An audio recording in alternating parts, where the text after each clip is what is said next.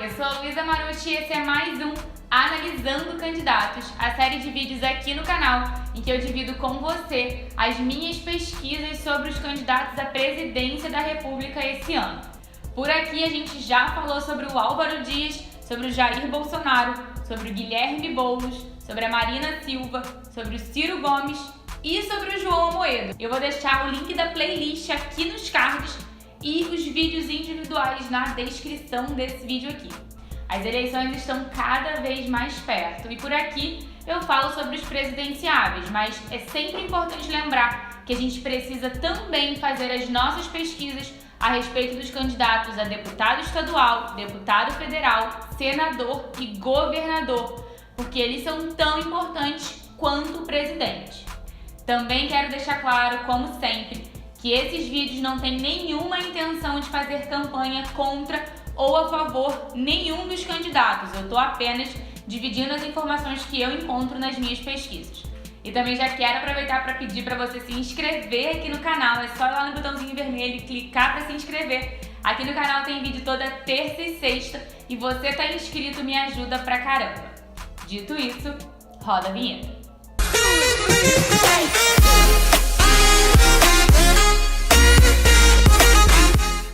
O candidato a ser analisado no vídeo de hoje é o Fernando Haddad, do PT, que tem como candidata a vice a Manuela Dávila. O Fernando Haddad assumiu a disputa pela presidência pelo Partido dos Trabalhadores, uma vez que a candidatura do ex-presidente Lula foi indeferida pelo Superior Tribunal Eleitoral. O Fernando Haddad é formado em Direito, ele é mestre em Economia e doutor em Filosofia. Ele foi ministro da Educação entre 2005 e 2012 nos governos Lula e Dilma, respectivamente, e foi prefeito de São Paulo entre 2013 e 2017. Ele tentou uma reeleição ao cargo de prefeito de São Paulo, mas não foi eleito novamente. O Haddad atualmente enfrenta algumas investigações, como, por exemplo, uma ação de improbidade administrativa com suspeita de fraude nas licitações para a construção das ciclovias de São Paulo. Essa ação foi movida pelo Ministério Público de São Paulo e, além dela, ele também enfrenta uma investigação de improbidade administrativa relacionada à gestão do Teatro Municipal de São Paulo. Além disso, há uma denúncia de uso de caixa 2 na campanha dele de 2012 e essa denúncia foi acolhida em agosto de 2018 pela Justiça Eleitoral. Caso você queira saber mais sobre essas investigações, eu vou deixar um link aqui na descrição desse vídeo. Vamos falar agora sobre os posicionamentos e propostas do candidato.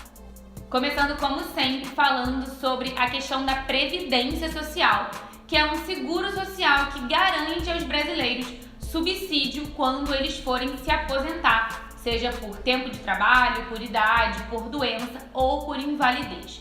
A questão da Previdência Social virou um dos assuntos centrais da nossa economia, já que a gente enfrenta um rombo crescente nesse setor. Sobre esse assunto, o Fernando Haddad diz que não vê a necessidade de uma reforma da Previdência e diz, inclusive, em seu plano de governo, que ele rejeita qualquer reforma neoliberalista em relação a esse assunto.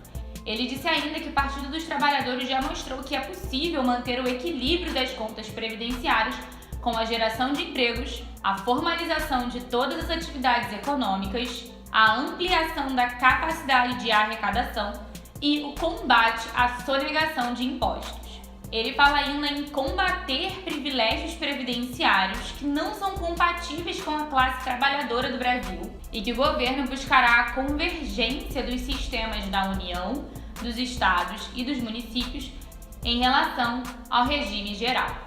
Passando agora para a reforma trabalhista, que foi uma reforma aprovada no governo Temer e modificou alguns pontos básicos da legislação trabalhista brasileira, como, por exemplo, a negociação direta entre o patrão e o empregado, a questão das terceirizações, a maneira que se tira férias, enfim, dentre muitos outros pontos. Eu vou deixar aqui na descrição também alguns links que falam sobre a reforma trabalhista, caso você queira saber mais. Sobre essa questão, o Haddad fala que pretende revogar esta reforma trabalhista e substituí-la pelo Estatuto do Trabalho. O Estatuto do Trabalho, ele prevê uma reformulação e uma ampliação do sistema de formação ao longo da vida laboral do trabalhador. Pelo que eu entendi, significaria uma atualização constante e uma formação constante dos trabalhadores durante o exercício do trabalho deles. O Estatuto também prevê uma valorização dos sindicatos e uma reorganização dos fundos sociais já existentes para garantir uma nova política de proteção durante a vida laboral do trabalhador. Além disso, em seu plano de governo, existe a proposta do programa Meu Emprego Novo, que tem as seguintes diretrizes: retomada imediata das 2.800 grandes obras paradas em todo o país, selecionadas por importância estratégica regional, bem como as pequenas iniciativas no plano municipal e estadual.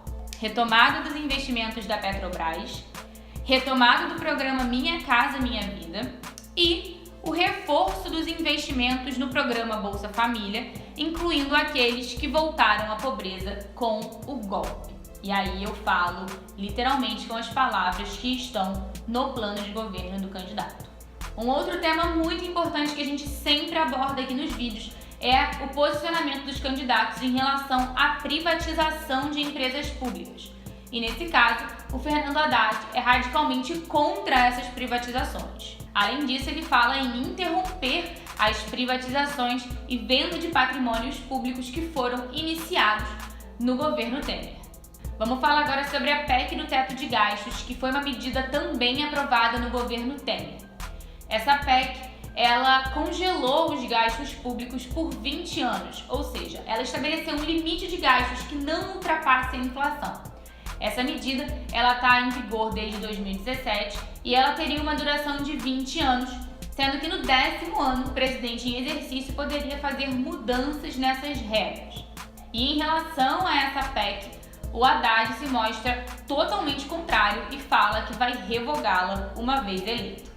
Sobre a questão tributária, o Haddad fala em uma reforma orientada pelos princípios da progressividade, da simplicidade, da eficiência e da promoção da transição ecológica.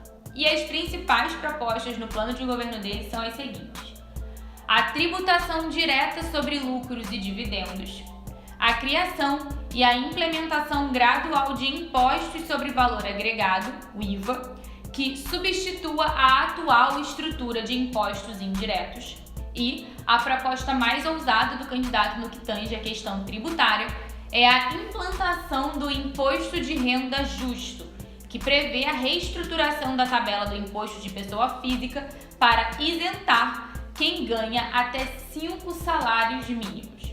E aí, quando perguntado se essa isenção de imposto para quem ganha até 5 salários mínimos não geraria aí uma diminuição da receita, ele fala que isso poderia ser compensado com a taxação de lucros e dividendos, por exemplo.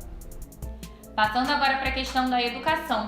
Em seu plano de governo, o Haddad também explicita o desejo de revogar a reforma do ensino médio que foi feita pelo governo Temer.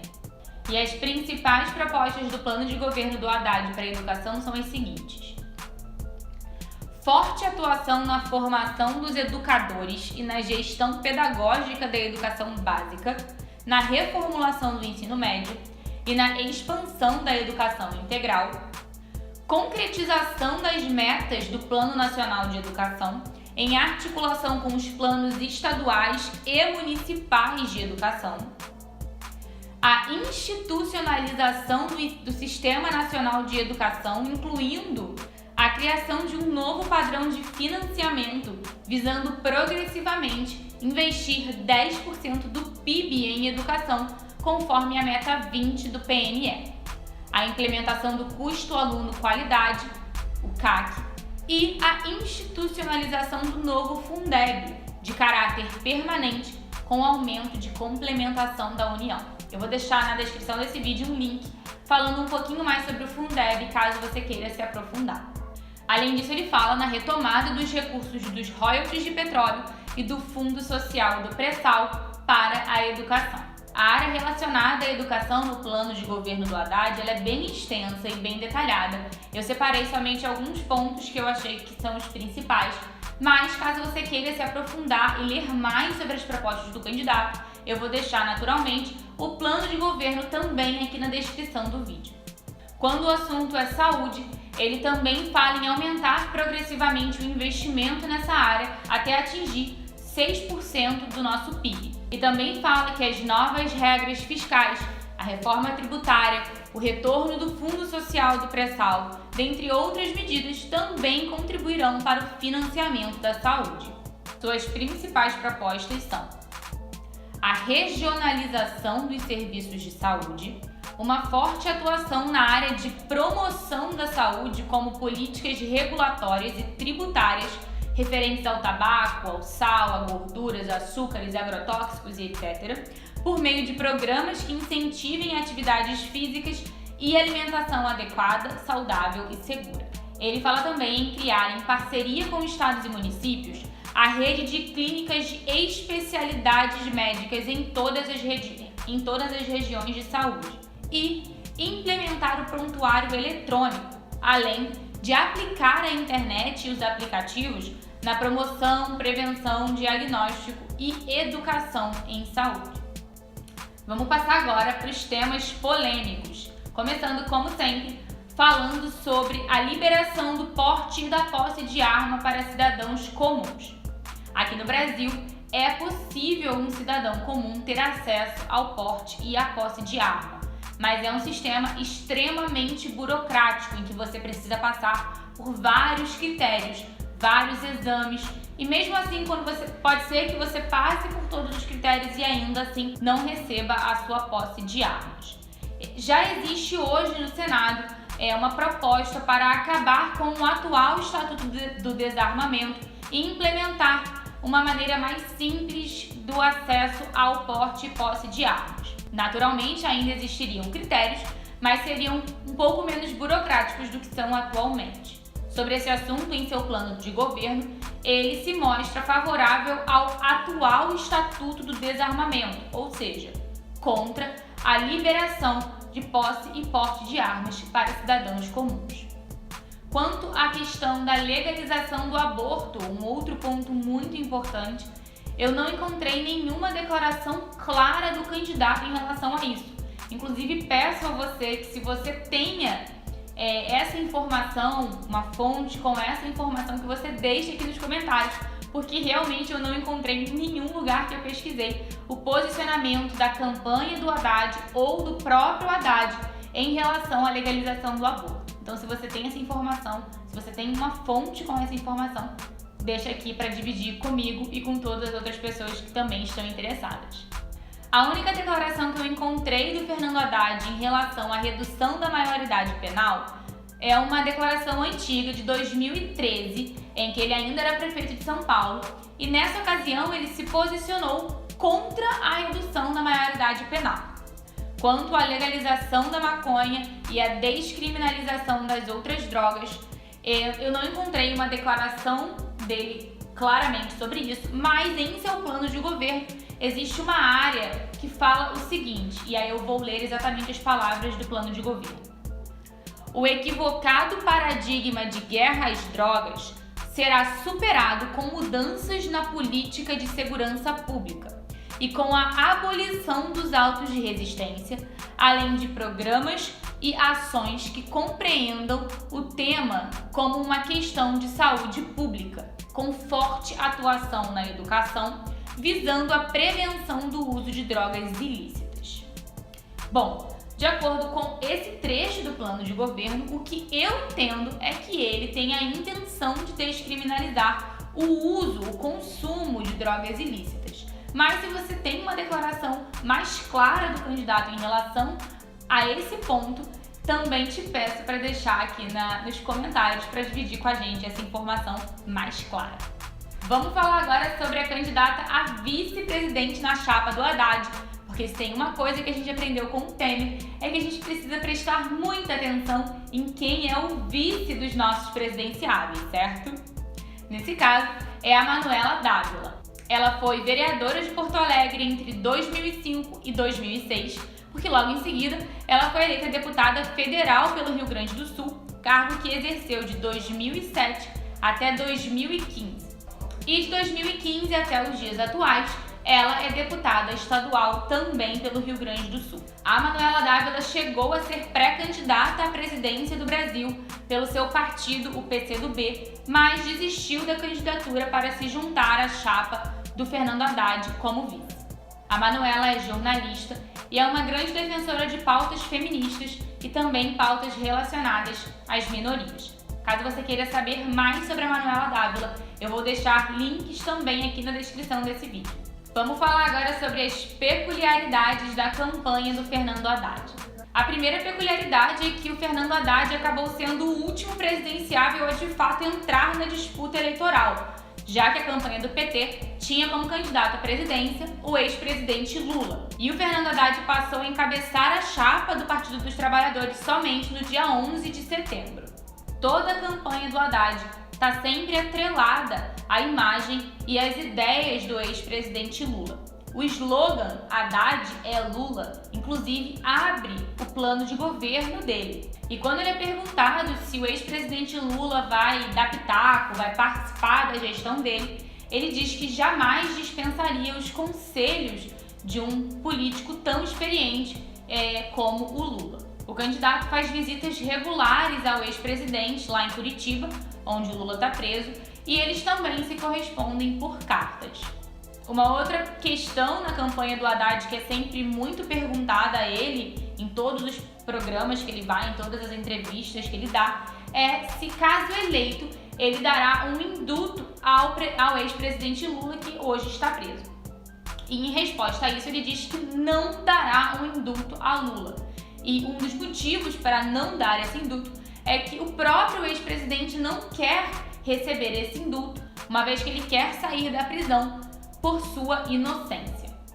Uma das principais propostas de governo do Haddad, que ele também tem falado bastante em suas entrevistas, é a reforma bancária, que se baseia principalmente na tributação progressiva sobre os bancos, com alíquotas menores para os bancos que oferecerem crédito com menor custo, com maiores prazos. Dessa forma, os bancos que oferecerem créditos com juros abusivos, por exemplo, poderiam ser penalizados pela mesma lógica de mercado, ou seja, serem mais tributados, pagarem mais impostos do que os bancos que oferecerem crédito a juros menores e com prazos estendidos para pagamentos. E aí, o que você achou da pesquisa sobre o Fernando Haddad? Me conta aqui nos comentários. E coloca aqui nos comentários também caso você tenha alguma outra informação sobre o candidato que eu não falei aqui no vídeo, mas que você acha importante compartilhar. É sempre legal quando vocês participam da discussão política aqui nos comentários de uma forma saudável.